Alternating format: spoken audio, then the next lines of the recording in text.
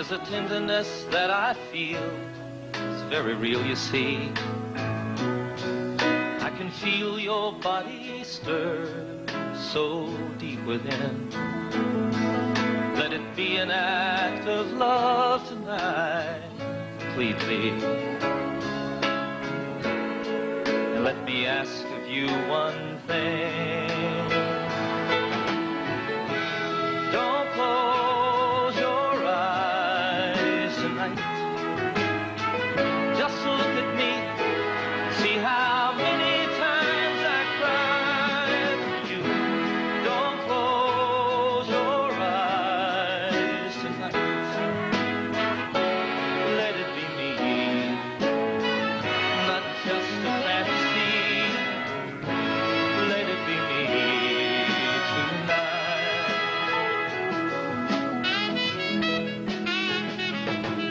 You can lie so close to someone and still feel all alone.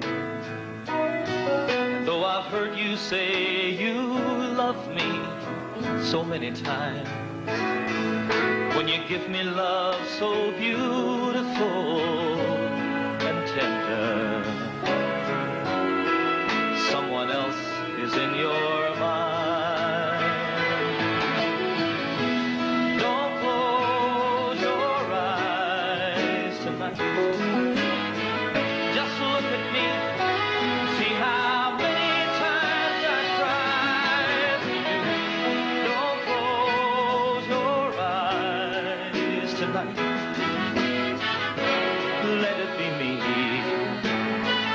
not just a fantasy. Let it be me tonight. Sorry if I cry, but feelings run so deep. Many is the time when I wake up and find I've been crying in my sleep. Look me in the eye, tell me what you see. I'm the one who loves you, I'm the one who needs you. Make this one for me. Don't close your eyes tonight. Just look at me, see how many times I cried for you. Don't close your eyes tonight. Let it be me, not just a fantasy. Let it be me tonight. Don't close your eyes tonight. Just look at me, see how many times I cried for you. Don't close your eyes tonight. Let it be me, not just a fantasy. Let it be me tonight. Let it be me tonight.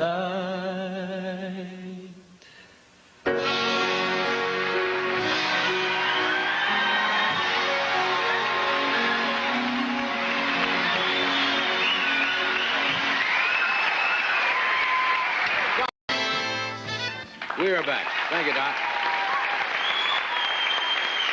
You know, that's the first time that I've sung with the band.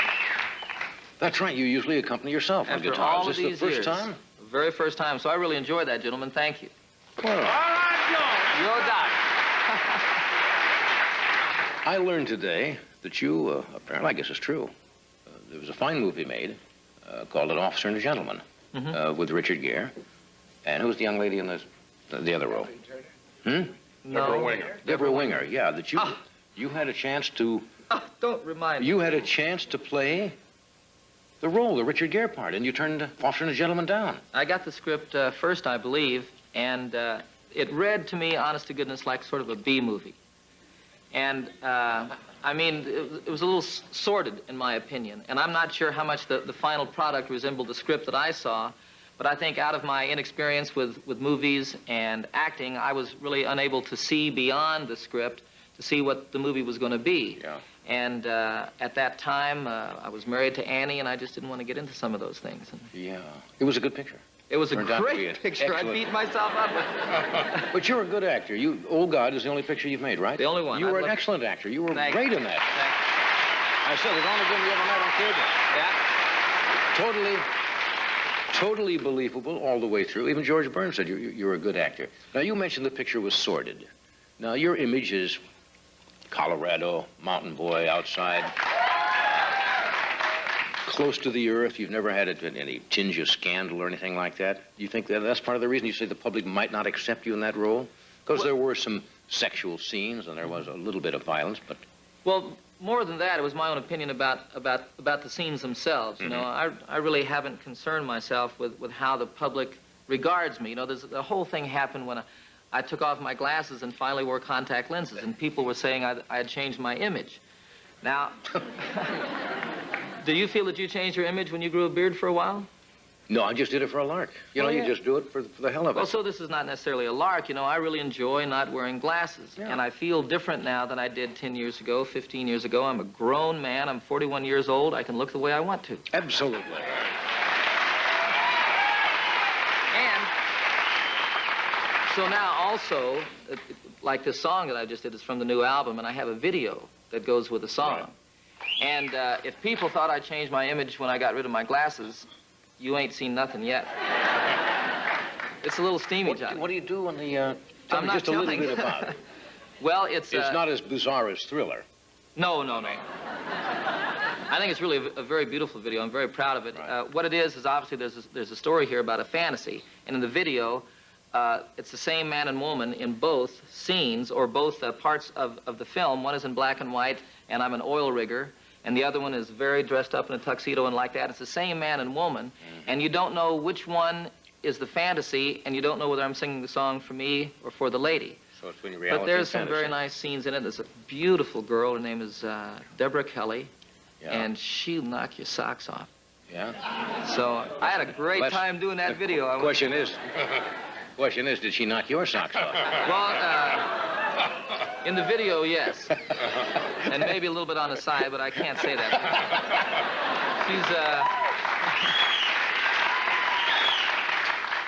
She's a married woman. And Yeah. So broke my heart. Yeah, that happens, though. Are you still into the macrobiotic? I follow macrobiotics to a large degree. You know, it's pretty hard to pass up a good taco now and then. Yeah. Anybody who is on kind of a restricted diet, whether you're a vegetarian or whether you don't eat any dairy, once in a while you almost have to gotta jump trash out on a big cheeseburger. I mean, Now, I know some people say, no, you can't do that. and but- that's exactly right. You know, you don't want to build too strong a fence in anything, I don't think, too strong a wall. And for me, you know, the kind of schedule that I'm on right now, I truly would not be able to keep this up Right. without the diet that I'm on, and I think without the help that I have in that way, and exercise and keeping good health. You got to do that.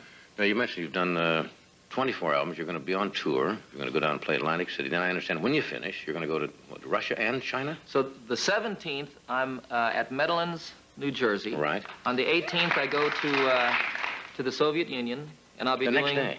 The next day. And I'm there for 2 weeks. I'm doing the first public concerts by any American artist in close to 10 years over there. And this time they're going to be public. You know, I think I was on your show when I just came back from the Soviet Union last time, and that was kind of an audition, folks. And I'm happy to report that I passed the audition. They went over to check you out, huh? Really? I think that's exactly right. Probably true. But now I'm going back to do these...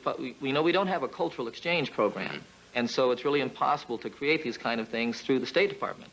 And this was a private initiative with some friends of mine, a fellow named Jim Hickman, most specifically, who's been going over there for about 15 years now, and has developed some great relationships. And I was a guest of the Union of Composers, and it was an audition, really. Do they get American records over there? Are they bootlegged in?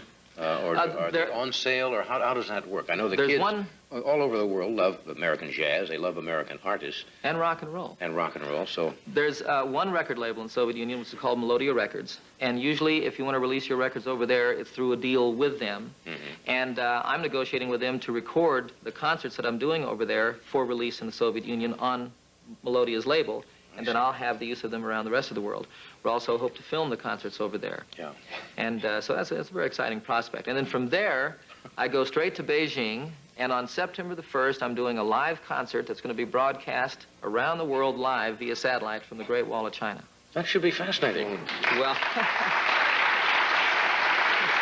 You're covering it all. You'll have played to about it by the time you get through with China and Russia. You'll have played to say what there are 1 billion people in China. That's about 25% of the people on the whole planet. Yeah. And you take in Russia, you probably about 25% of the people in the world. Well, if we can pull it off, I think both of these are very exciting to me. I can't think of a better thing to do with my music. You know, music truly is a universal language, and it speaks from one heart to another heart, and people all over the world can relate to these songs. You know, people all over the world sing these songs with me, whether they understand or know English or not. Right. And there's something to do with that, and if we can sort of increase our understanding, one another, our compassion for one another, maybe we can get a little bit closer to a world of peace that we long for. It's a good step, anyway. It's a good step. I think so. We'll be right back.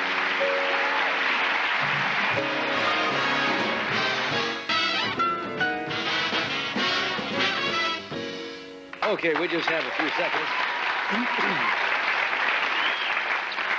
I thank you for being here tonight. I hope you have a good opening down at Golden Nugget, Atlantic City, and have a great trip to Russia and China. That sounds very exciting. Thank you, sir. Come back and tell us about it, will you? You bet I will. I want to